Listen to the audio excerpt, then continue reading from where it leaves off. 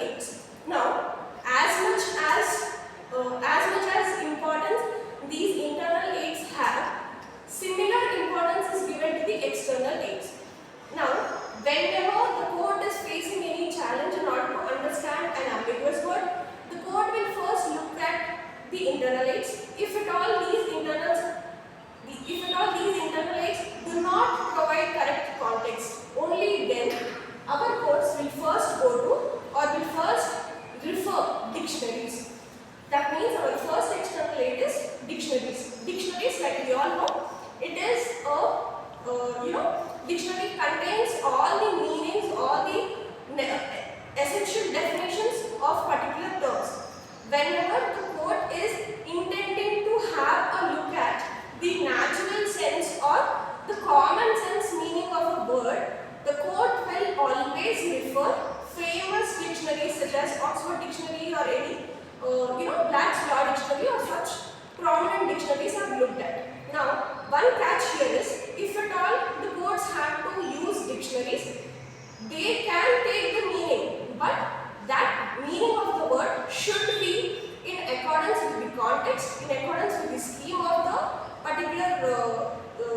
particular statute, and it also has to be in sync with the overall meaning of the overall nature of the statute itself.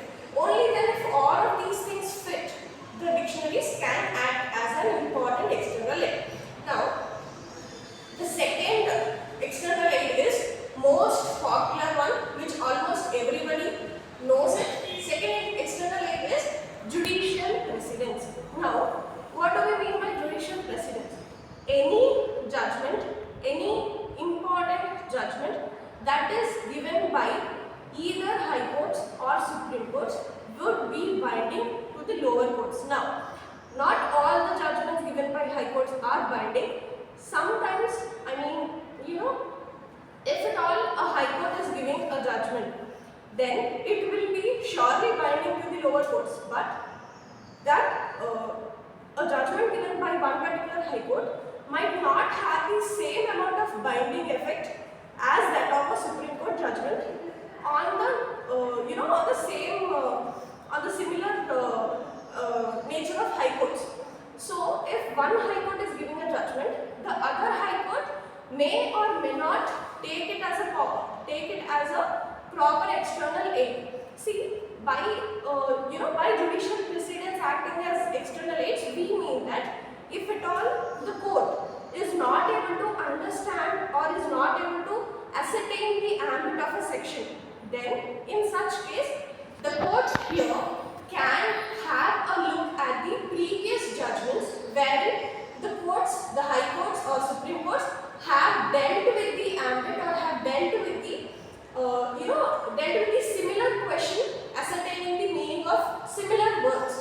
So, if the subject matter is similar, only then those precedents can be considered as proper external aids. Now, the last external aid is other statutes. See, if we talk about labor laws or industrial laws or corporate related laws, there are many statutes which deal with similar aspects. Now, in order to ascertain a word's meaning which is contained in one particular statute, then the courts might also take recourse to any of the definitions given in any other statutes pertaining to this particular term, this particular ambiguous term which is there in one particular statute.